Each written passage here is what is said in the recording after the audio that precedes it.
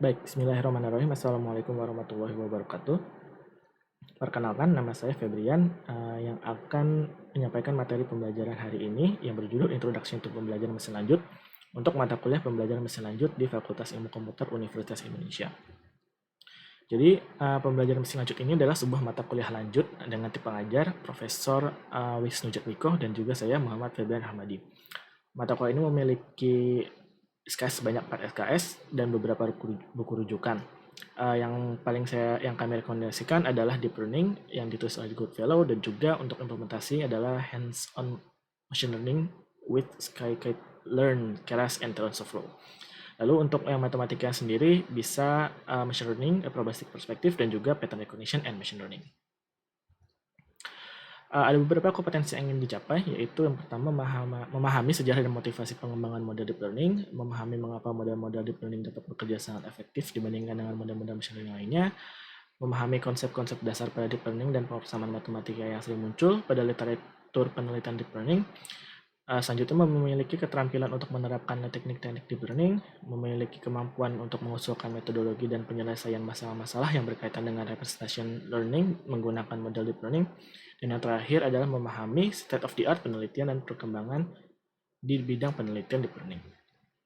Untuk komposisi penelitiannya sendiri dibagi menjadi 3, yaitu tugas, praktikum atau lab, presentasi makalah penelitian, dan juga final project. Tugas itu sendiri ada 4, jadi totalnya adalah 40%, lalu juga presentasi masalah penelitian 10%, dan final project yaitu presentasi 20%, dan makalah akhir sebanyak 30%. Ini juga bisa dapat dibagi menjadi 2, yaitu sebelum UTS itu tugas praktikum atau lab, jadi 40% itu sebelum UTS, dan sisanya adalah sesudah UTS. Jadi untuk metode dan strategi pembelajaran dibagi menjadi 2, yaitu setengah semester pertama sampai sebelum pekan UTS, dan setengah semester kedua, yaitu setelah pekan UTS. Untuk sesi setengah semester pertama, setiap pekan bahan ajar berupa file presentasi, PDF, video pengajaran, dan tugas tutorial praktikum akan disediakan di halaman Skillly. Lalu untuk sesi daring sinkronus oleh dosen akan diadakan pada jadwal penelitian pelaksanaan kuliah, yaitu pada hari Kamis untuk sesi tanya jawab dan Q&A. Harap diperhatikan bahwa sesi tanya jawab tidak dilakukan setiap minggunya dan akan diumumkan waktunya di Skillly. Untuk sesi daring sinkronus oleh asisten akan diadakan sesuai dengan kebutuhan tergantung dari pertanyaan dari pihak mahasiswa. Lalu untuk sesi pengajaran setengah semester kedua, seksi daring sinkronus akan diisi dengan pembahasan makalah atau paper penelitian yang telah dibaca oleh mahasiswa. Kegiatan ini akan dipandu oleh dosen dan asisten yang kemudian akan dinilai untuk mengetahui tingkat pemahaman mahasiswa. Selanjutnya, mahasiswa wajib untuk mengikuti sesi daring setengah semester kedua ini. Oke, untuk outline pembelajaran hari ini ada 4. Yang pertama, what is machine learning? Yang kedua, modern approach of AI atau deep learning. Yang ketiga, brief history of deep learning. Dan keempat adalah what would we learn and experience from this class. Sebelumnya, ini juga acknowledgement bahwa material-material yang kami gunakan untuk presentasi hari ini didapatkan dari buku-buku ini, termasuk juga gambar dan juga referensinya.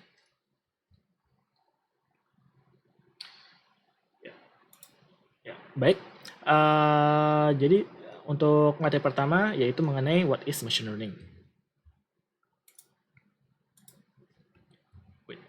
Oke, jadi sebenarnya apa sih machine learning itu? Machine learning itu adalah sebenarnya sebuah algoritma atau metode yang dapat belajar dari kumpulan data yang kita miliki.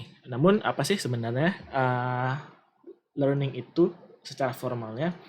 Jadi Michel pada tahun 1997 memformulasikan bahwa sebuah komputer program itu dapat dikatakan belajar dari experience A dengan tugas spesifik T dan juga performanya P apabila performa dari task T itu yang dinilai dari P itu meningkat sesuai dengan apa yang telah dialami di experience A. Jadi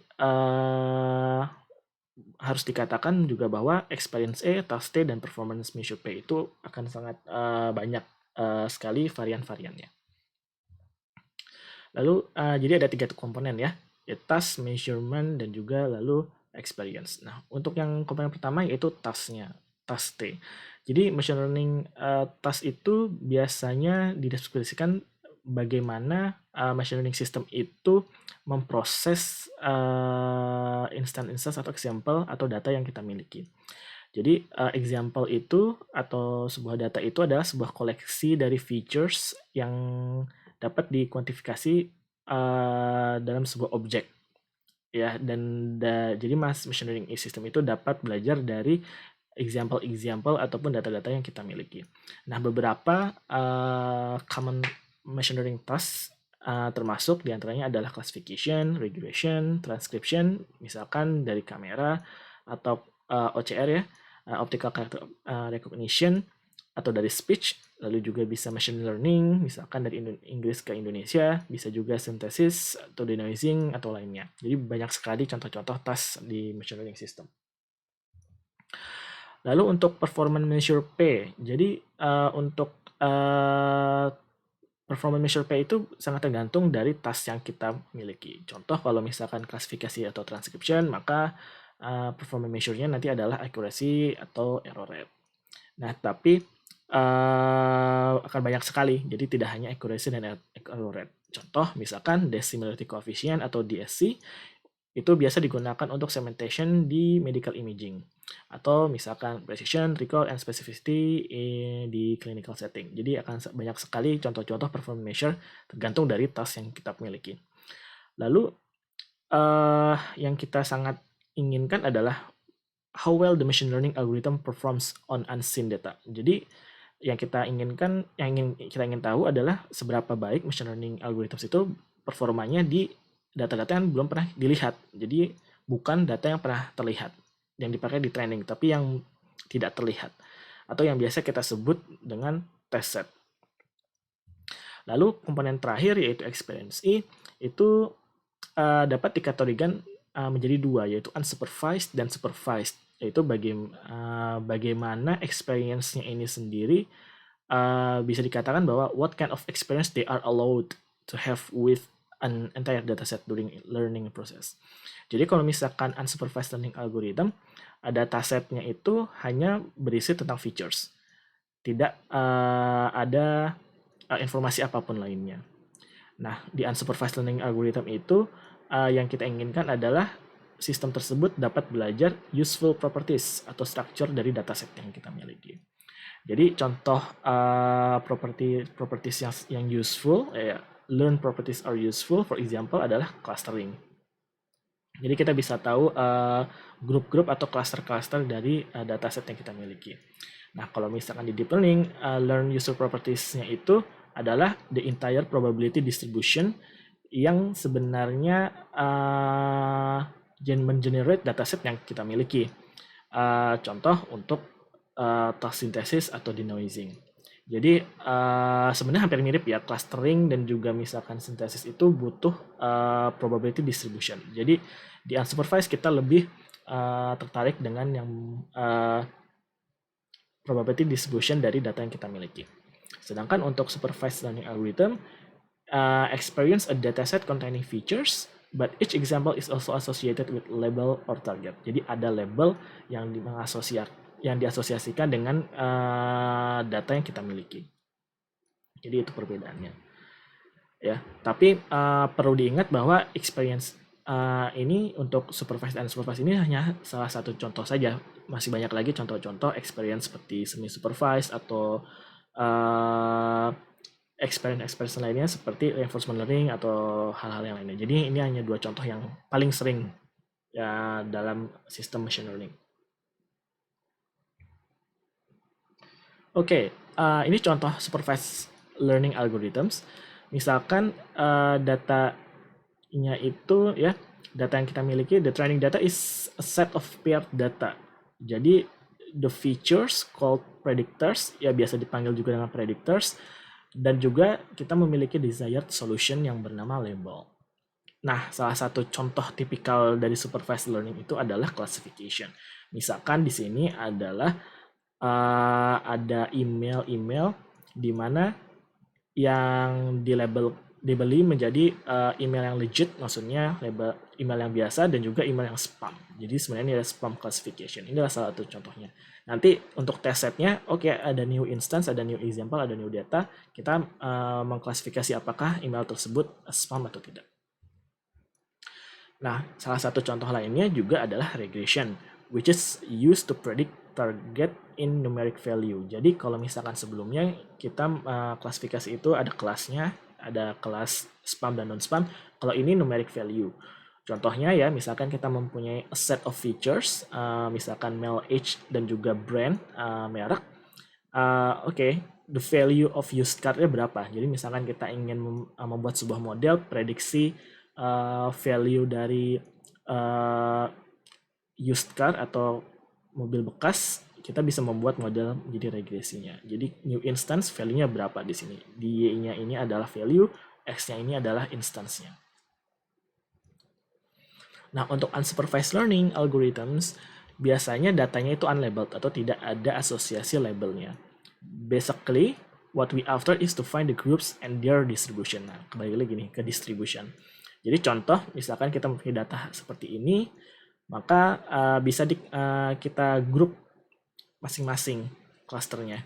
Jadi nanti kalau misalkan kita belajar, nanti grup 1 ini mempunyai distribution yang berbeda dengan distribution 2, dengan grup 2. Nah, ini grup N with its distribution. Jadi setiap grup ini mempunyai distribution-nya masing-masing. Nah, perlu diingat lagi, diterasi lagi bahwa distributions of the data are what we after. Jadi yang kita inginkan ketika belajar unsupervised learning itu adalah distribusinya. Jadi contoh, misalkan ada new instance, ini anomaly detection, itu tinggal dilihat saja letaknya itu di mana. Kalau misalkan itu letaknya di luar dari distribusi yang kita miliki, ya berarti termasuk anomali karena ini adalah distribusi dari normal. Kalau misalkan letaknya berada di distribusi yang mendekati dengan distribusi yang kelas normal, maka ya berarti new instance-nya itu adalah kelas normal juga. Nah, kalau ini salah satu contoh ya, adalah visualization of semantic cluster. Jadi ini ada sekitar 10 label, ada cat, automobile, truck, frog, sheep, dan lain-lainnya. Ini nanti bisa terlihat distribusi dari gambar-gambar masing kelasnya. Jadi automobile ini distribusinya ke sebelah sini, kalau truck itu lebih ke arah sebelah sini, kalau airplane sebelah sini, ship sebelah sini, kalau deer ini, horse, dog. Nah, tapi pada saat yang sama kita juga bisa membedakan. Kalau misalkan, kalau hewan distributionnya itu daerah sebelah sini. Ya, kalau misalkan kendaraan, truck, automobile, airplane, ship itu distribusinya ke arah sebelah sini. Jadi otomatis distribusinya berbeda gantung dari dari data dari feature-nya, bukan dari kelasnya, dari features-nya kita bisa melihat distribution-nya. Oke, yang bisa tadi saya katakan juga ada kinds of learning algorithms, misalkan semi-supervised learning, self-supervised learning, reinforcement learning. Tapi kita akan mencoba untuk lebih fokus ke supervised learning. Kalau ada waktu kita akan coba untuk membahas unsupervised learning. Oke, tapi lalu kemudian pertanyaannya, why machine learning ya? Pertama, jawaban paling gampang adalah automation. Kalau misalkan kita bisa mengotomasi hal-hal seperti ini, maka akan sangat mempermudah kehidupan kita. Lalu, tapi ada juga sebab lainnya, yaitu machine learning can help humans to learn. Jadi misalkan machine learning itu bisa digunakan untuk memperlihatkan unsuspected correlation or new trends, thereby lead to better understanding of the problem. Contoh yaitu data mining. Ya, data mining itu kenapa sekarang sedang trennya, karena banyak sekali data yang tidak ada labelnya ataupun tidak asosiasi labelnya. Itu kita gunakan machine learning teknik untuk menggali sebenarnya pattern-pattern apa sih sebenarnya yang diikuti oleh data yang kita miliki. Nah, jadi sebenarnya yang sedang tren saat ini adalah bagaimana data yang sangat banyak itu bisa dapat kita pelajari distribusi di belakangnya itu seperti apa. Jadi ini contohnya ya, ini sangat bagus sekali. Misalnya kita punya lots of data, punya banyak sekali data, kita lakukan train machine learning algorithm, kita dapatkan solusinya, kita lihat solusinya seperti apa. Oke, dari situ kita bisa understand the problem better. Nah, lalu kita bisa juga iterasi lagi. Kalau misalnya kita ingin lebih pelajari lebih mendalam, jadi kita lebih pelajari mendalam, lalu tambahin lagi datanya, training lagi, lalu kita belajar hal yang baru. Jadi hal-hal seperti ini sebenarnya yang sekarang ini sangat tren dilakukan di data mining. Oke, itu tentang machine learning. Selanjutnya kita akan membahas mengenai modern approach of AI, yaitu deep learning. Jadi kalau di traditional approach of AI itu adalah sebenarnya bukan seperti SVM atau regression ya, itu tapi sebenarnya lebih ke arah knowledge base. Jadi misalkan kita ingin membuat sebuah program untuk mendeteksi email spam, ya, maka yang kita lakukan adalah mempelajari dulu sebenarnya email spam itu seperti apa sih. Jadi misalkan mengandung kata-kata seperti credit card, ya, atau juga yang lainnya, sender's name atau apapun itu, ya. Nah, lalu dari situlah lalu kita membuat sebuah detection algorithm untuk mendeteksi pattern yang telah kita pelajari. Jadi algoritma yang ada itu sebenarnya mempelajari our knowledge, ya. Setelah itu kita tes programnya. Kalau misalkan bagus, kita launch. Kalau nggak bagus, kita cari lagi. Sebenarnya knowledge apa sih yang kurang? Ya, jadi kalau misalkan contoh untuk program untuk mendeteksi email spam, maka our program is selected a long list of complex rules and hard to maintain. Jadi maksudnya misalkan ada words of credit card, tapi ada lagi words-nya sender's name atau apapun itu. Kalau misalkan words-nya panjang, list-nya panjang, ya maka harus menghandle semua kata-kata tersebut, ya. Jadi ini adalah ilustrasinya. Jadi misalkan kita pertama adalah study the problem, lalu kita tulis rules-nya manual seperti apa, lalu kita evaluasi. Kalau misalkan errornya jelek, ya study the problem again. Jadi the traditional approach of AI itu adalah knowledge base. Jadi kita tahu knowledge-nya dulu seperti apa, baru kita menulis rules-nya secara manual. Lalu yang kedua adalah machine learning approach. Nah, di machine learning approach ini, model yang kita miliki akan mempelajari words atau phrase-nya itu secara otomatis, ya, agar kata-kata apa sih yang sangat mempresentasikan email spam itu seperti apa, ya. Jadi kalau misalkan contoh di figure 1 itu machine learning approach, ya, kita punya data dan juga ada labelnya, email spam atau tidak spam, lalu kita train machine learning algoritmnya, lalu kita evaluate solutionnya, lalu kita analisa errornya, lalu kita juga study lagi the problemnya kalau misalkan perlu. Kalau misalkan evaluasi sudah bagus, ya bisa kita luncurkan, ya. Jadi the model can be easily updated by providing new examples after launch. Jadi kalau misalkan ada data baru, ya kita tinggal tambahkan saja. Jadi tidak perlu kita melihat lagi, kita pelajari lagi email spam itu seperti apa, tapi machine learning model itu yang akan mempelajari sebenarnya seperti apa sih data-data atau email-email spam itu seperti apa. Jadi itulah yang disebut dengan sebenarnya otomasi. Ya, lalu selanjutnya adalah model of approach yang selanjutnya, yaitu representation learning. Jadi di AI system itu the machine learning algorithm have the ability to acquire their own knowledge by extracting pattern from raw data. Jadi sebenarnya sudah ditunjukkan bahwa lebih baik machine learning system itu belajar sendiri mengenai pattern-pattern apa sih yang diperlukan untuk dapat menyelesaikan permasalahan tersebut. Jadi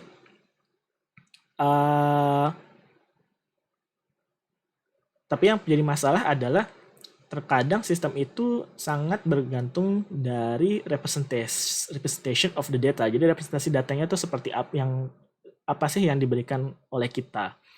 Contoh kalau misalkan logistic regression, misalkan ya kita membuat sebuah model logistic regression yang digunakan untuk memprediksi atau mengklasifikasi apakah lebih baik menggunakan cesarean delivery atau normal delivery.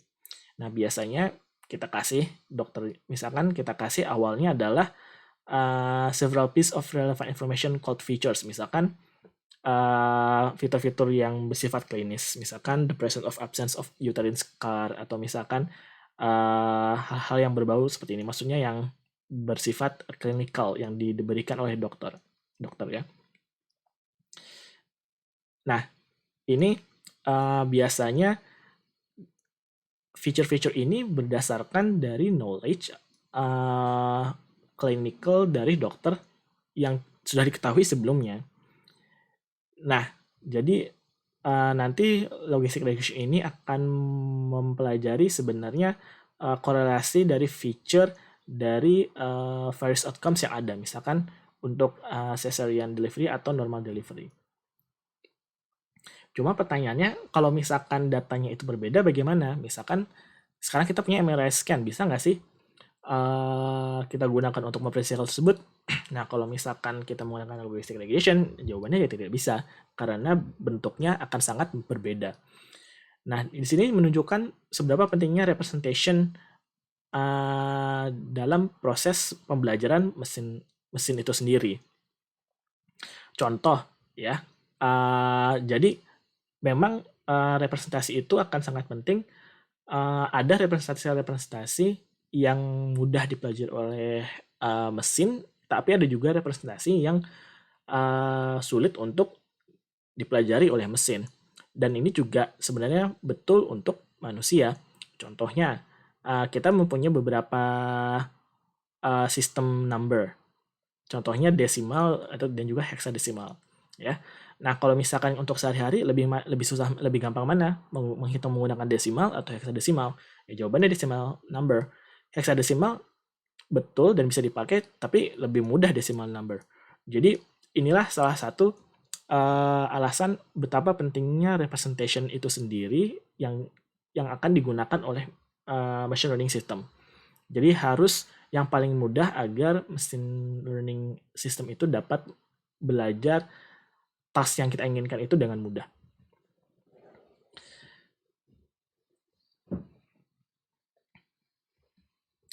Nah, ini juga permasalahan selanjutnya di representation learning adalah data-data itu akan memiliki variasi-variasi yang sangat banyak.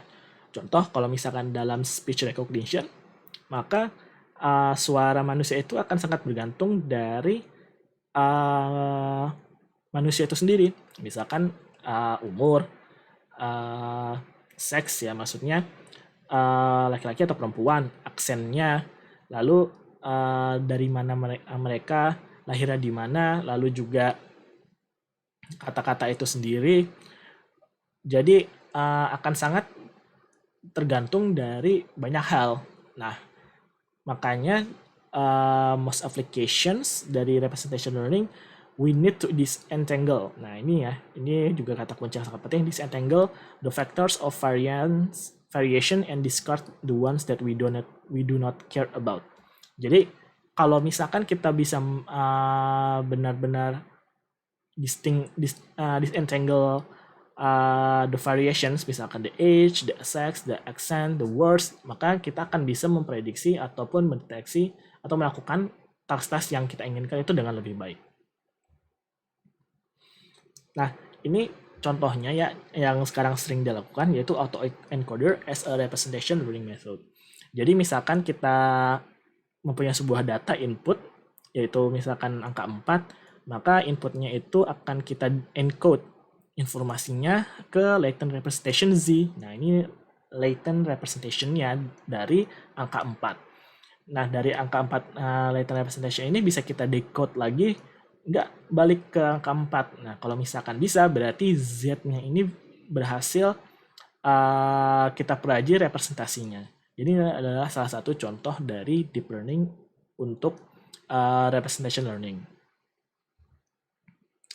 Ya, lalu ada lagi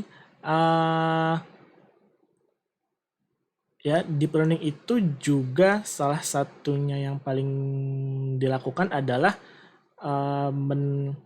mengekstrak feature-feature yang bersifatnya high level atau abstrak atau juga banyak variannya. Nah, hal-hal seperti inilah yang sebenarnya sangat kita ingin lakukan di deep learning. Dan juga kalau misalkan di deep learning, daripada kita membuat sebuah mapping dari sebuah data ke sebuah menggunakan complicated function, kalau deep learning itu kita malah memecah. Jadi memecah masalahnya menjadi sebuah nested simple mappings. Jadi kita ekstrak dulu feature-feature yang low level, lalu middle level, lalu high level. Nanti akan dideskripsikan di berbagai layer dari sebuah model. Nah, ini adalah salah satu contoh ya. Misalkan ini adalah input image, maka di sini adalah visible layer. Nanti di layer pertama akan mendeteksi edges, level kedua akan mendeteksi contour dan juga corners, lalu yang ketiga akan mendeteksi object parts. Jadi yang akan dipelajari setiap representation yang akan dipelajari setiap layernya itu akan berbeda-beda. Yang mulai dari yang low, middle, lalu high, lalu nanti yang terakhir adalah outputnya yaitu dari objeknya itu sendiri apa. Nah, yang mempelajari representation di low, middle, dan high ini biasa kita sebut dengan hidden layer. Nah, maka setelah kita mempelajari hal-hal tersebut, maka bisa kita buat sebuah diagram Venn-nya. Jadi AI itu sebenarnya sangat luas, ya. Sebenarnya dimulai dari knowledge base. Lalu setelah itu subsetnya adalah machine learning, di mana belajar mengenai knowledge-nya itu secara otomatis. Nah, lalu setelahnya adalah representation learning, di mana representation datanya itu dipelajari secara otomatis. Nah, lalu deep learning itu baru benar-benar subsetnya dari AI. Jadi deep learning itu sebenarnya walaupun sangat luas, pada saat yang sama untuk AI sendiri sangat spesifik. Jadi di sini kita dapat summarize ya. It is safe to assume that deep learning is a type of machine learning that achieve great power and flexibility by representing the world as a nested hierarchy of concepts, from simple to abstract representation as a kind of representation learning. Jadi kalau misalkan lebih cocok ya, sebenarnya deep learning itu adalah paling dekatnya adalah sebuah bentuk dari representation learning. Nah, ini juga diagram dari modern approach of AI. Jadi kalau misalkan rule-based system itu programnya itu kita yang buat, hand design program. Ya, kalau misalkan di classic machine learning, maka features-nya kita yang menentukan. Tapi nanti mapping-nya akan dipelajari oleh machine learning system itu sendiri. Nah, kalau di representation learning, kita hanya menyediakan input dan outputnya. Nah, features dan mappingnya sendiri itu nanti akan otomatis dikerjakan oleh machine learning system. Lalu, sisanya untuk deep learning, ya kita menyediakan juga input dan output. Nah, tapi representation-nya itu akan diekstrak secara hierarchical. Jadi maksudnya dimulai dari yang simple features atau low features, nanti middle features, nah nanti lalu baru high level dan juga mapping from features yang sudah dipelajari. Oke, selanjutnya kita akan mencoba membahas mengenai a brief history dari deep learning.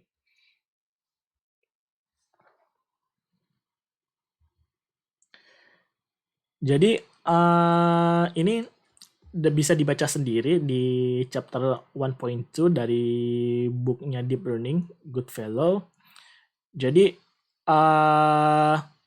kenapa kita pengen belajar historinya? Karena banyak yang menyangka bahwa deep learning itu adalah sesuatu hal yang baru. Padahal sebenarnya deep learning itu hanya suatu yang lama, tapi namanya saja yang berbeda sebenarnya. Nah, itu juga akan sangat berguna untuk mengetahui historinya, karena dengan begitu kita bisa melihat sebenarnya bagaimana sih perkembangan deep learning itu dari awal, dan juga lalu mengapa bisa sampai deep learning itu di develop ya. Jadi sebenarnya deep learning itu ada 3 waves ya. Yang pertama itu terjadi tahun 1940 sampai 1960, yang kedua 1980 sampai 1990, dan yang terakhir itu sekarang yaitu tahun 2006. Jadi yang awal-awal itu sebenarnya namanya bukan deep learning tapi cybernetics. Lalu pada wave kedua namanya connectionism, dan neural networks. Baru pada tahun mulai 2006 itu baru nama deep learning itu mulai muncul, dan puncaknya itu mulai terjadi pada tahun sekitar 2014, 2015, 2016. Jadi di first wave itu sebenarnya benar-benar awalnya itu adalah linear models. Sebenarnya lebih ke arah linear models ya. Jadi awalnya the earliest predecessor-nya itu adalah linear model, yang mana yang salah satu yang paling terkenal adalah the perceptron yang dibuat oleh Rosenblatt, yang develop oleh Rosenblatt pada tahun 1958, 1962, dan juga adaptive linear element yaitu tahun 1960. Nah, permasalahannya adalah pada saat itu setelah dicoba ternyata banyak banget limitasinya. Dan salah satu limitasinya adalah memecahkan XOR function saja tidak bisa. Dan inilah salah satu alasan kenapa neural networks itu kemudian mati suri pada intinya. Jadi tidak dipakai lagi. Nah, lalu kemudian pada second wave ya muncul lagi, yaitu dimulai dari ketika kita itu berhasil menemukan bagaimana sih caranya menyelesaikan neural network yang mempunyai beberapa layer. Jadi multi-layer perceptron itu baru muncul pada tahun-tahun ini. Lalu juga beberapa key concepts ya yang sampai sekarang itu masih digunakan ya adalah distributed representation, lalu juga backprop algorithm yang sampai saat ini juga masih dipakai, lalu juga ada long short term memory LSTM. Jadi LSTM itu yang sering dipakai saat ini juga adalah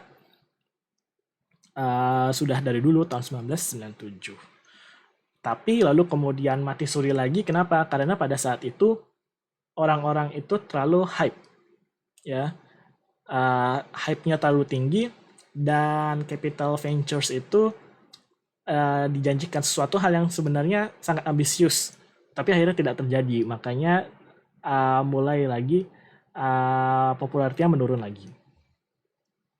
Nah, lalu muncul lagi the current wave, the third wave itu pada tahun 2006. Lalu pada saat itu kita bisa menemukan bagaimana caranya dapat mempelajari hal-hal yang sangat sulit dan komputasinya juga sangat sulit, dan tapi dapat dilakukan dengan beberapa metode-metode yang lebih modern. Nah, salah satunya adalah deep belief network ya pada tahun 2006. Jadi bagaimana caranya kita bisa mempelajari menggunakan menggunakan model yang sangat tebal, yang sangat deep ya, sangat-sangat deep, yang banyak sekali layernya, tapi kita bisa mengoptimasi model tersebut. Nah, karena hal ini model-model itu semakin dalam, semakin deep, dan itulah kenapa disebutnya sekarang deep learning. Dan ini sebenarnya agak sedikit penamaannya agak sedikit memudahkan ya, maksudnya sebenarnya deep learning itu kan lebih ke arah bagaimana hierarchical information itu bisa dipelajari oleh model. Nah, tapi hampir mirip lah, jadi tidak apa-apa. Jadi bagaimana kita bisa melatih deeper neural networks itu sendiri. Oke, kalau misalkan ingin tahu lebih lanjut, bisa dibaca chapter 1 dari Deep Learning Book. Jadi sangat menarik sebenarnya, dan menurut saya sangat penting untuk mengetahui sebenarnya history dari Deep Learning itu sendiri seperti apa. Oke, yang terakhir, sebenarnya apa sih yang akan kita pelajari dan kita lihat di kelas ini? Jadi kalau misalkan kita lihat, sebenarnya spektrum dari machine learning research itu sangat besar, dan sebenarnya hampir tidak mungkin kita bisa cover semuanya di kuliah ini. Oleh karena itu, dari kalau misalkan kita mau lihat ya, machine learning itu berkaitan juga dengan statistik, dengan optimization, dengan computer vision, dengan natural language processing, dengan deep learning, data mining, dan lain-lainnya. Jadi hampir tidak mungkin dapat di cover semuanya di kuliah ini. Lalu juga kalau misalkan kita melihat ya neural networks, maka banyak sekali jenis-jenis neural networks yang sudah di-develop dan juga bisa dipakai. Ya, ada deep feed forward, ada LSTM, ada denoising autoencoder, ada Boltzmann machine, ya, ada deep belief network, ada GAN. Ini banyak sekali dan hampir tidak mungkin untuk di-cover semuanya. Jadi, apa yang akan kita cover di kuliah ini? Yang pertama adalah basic-nya, machine learning basics, bagaimana kita dapat belajar dari sebuah data, lalu juga deep learning basics, lalu juga kita akan belajar mengenai modern neural architectures. Nah, ya apa yang diharapkan teman-teman mahasiswa lakukan adalah tentu saja membaca bukunya, lalu juga familiarize with equation. Yang penting adalah mengetahui dulu dan familiar ya, memahami equation yang sering dipakai, lalu juga belajar how to implement, lalu juga membaca paper-paper yang sekarang sering dipakai dan juga munculnya sering sekali. Dan ini adalah books yang sangat saya rekomendasikan. Yang pertama Deep Learning, ya. Sangat baik untuk basic dan foundation dari Deep Learning. Lalu untuk yang ini Goods for Basic Foundation dan Implementation-nya. Jadi saya sangat merekomendasikan dua ini. Nah, kalau misalkan yang ini yang ingin belajar lebih dalam mengenai basic dan foundation dari machine learning, dan yang ini agak lebih matematis. Jadi kalau misalnya tertarik dari penurunan matematika yang sering digunakan, silahkan baca buku ini. Oke, selanjutnya diharapkan ya untuk membaca chapter 2 dan chapter 3 dari Deep Learning Book. Mudah-mudahan apa yang tadi disampaikan dapat lebih masuk lagi materi-materinya. Karena dan ini juga akan sangat diperlukan untuk memahami materi-materi kuliah selanjutnya. Oke, semua referensinya yang tadi saya katakan itu bisa juga dicari di sini karena disesuaikan, tapi tidak jadi tinggal dibaca saja kalau misalkan ada yang mau cari paper-papernya, ya. Oke, sekian dari saya. Terima kasih. Kita ketemu di pertemuan selanjutnya. Wassalamualaikum warahmatullahi wabarakatuh.